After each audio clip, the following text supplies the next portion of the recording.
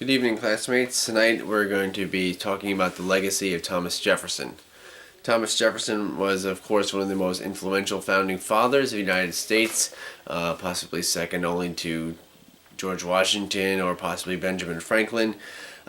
Jefferson, of course, was the most influential drafter of the Constitution, but particularly of the Declaration of Independence. One of the ways that we choose to best remember Jefferson is as he's read about in Rebels and Redcoats by Hugh Rankin and George F. Scheer. Jefferson is remembered as a tall, lean, red-headed, freckled-faced man of 1,000 interests, laboring long into the night on the Declaration of Independence, where he was lodging at the Graff House on Market Street in Philadelphia. Jefferson was serving in the Second Continental Congress at the time, and at that time he was working on the Declaration of Independence. He pretty much drafted it himself as he was working in the long, hot nights of June 1776 in Philadelphia. There were some minor revisions by Adams and Franklin, but Jefferson was the most influential founding father in that respect. Also, another important aspect of Jefferson's legacy is the contrasts in his character that sometimes emerge. Jefferson was certainly a complex individual. He was a very intelligent man, as well as a very educated man, particularly by the standards of the day. Jefferson had some views on race that today could only be considered racist, but of course he came from a completely different time period. Jefferson was famous for speaking out against the Haitian Revolution, where black slaves in Haiti rose up against their white colonial oppressors, which seems somewhat hypocritical in the sense that the United States also rose up against its British colonial oppressors in the American Revolution. Yet Jefferson also, at the same time, maintained a long affair with his mistress and one of his slaves, Sally Hemings, who he allegedly had several children with, which is, may seem somewhat hypocritical given his views on African Americans, or Africans in general, rather.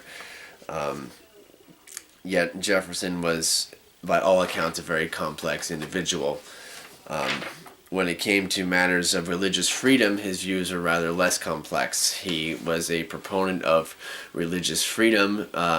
He helped draft, in particular, legislation originally in 1779. He proposed originally in 1777, he drafted the bill which established religious freedom in Virginia, which was initially not passed. Even such individuals as George Washington actually supported a tax on Virginians that would support the Christian church in general. Jefferson, as well as James Madison, was fervently against this, of supporting any church over any other, especially through taxation. Eventually, Jefferson did get the bill passed in Virginia, which is one of his proudest achievements, in addition to the American Declaration of Independence.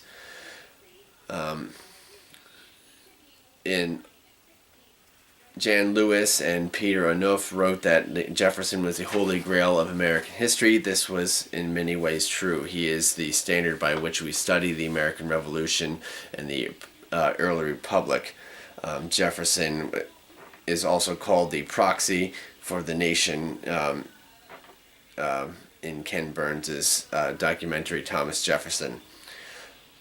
To study Jefferson is to study the United States in many respects, since he was so important in that founding, and his own hypocrisies that the United States also maintained in regards to slavery, while at the same time stating that all men are created equal, of course, hypocrisy shared by both Jefferson himself and by the early United States. But of course, Jefferson should be remembered as a founding father whose contributions were second to none. Jefferson was most influential with the Declaration of Independence and keeping the United States together, and his legacy is certainly a positive legacy from that respect. Merrill D. Peterson said that it was, in regards to Jefferson's Declaration of Independence, was an eloquent manifesto of the sanctity of the human mind and spirit. This is certainly a ringing endorsement. Jefferson's legacy is, of course, of great importance, and I hope you enjoyed viewing my presentation tonight. Thank you, and have a good evening.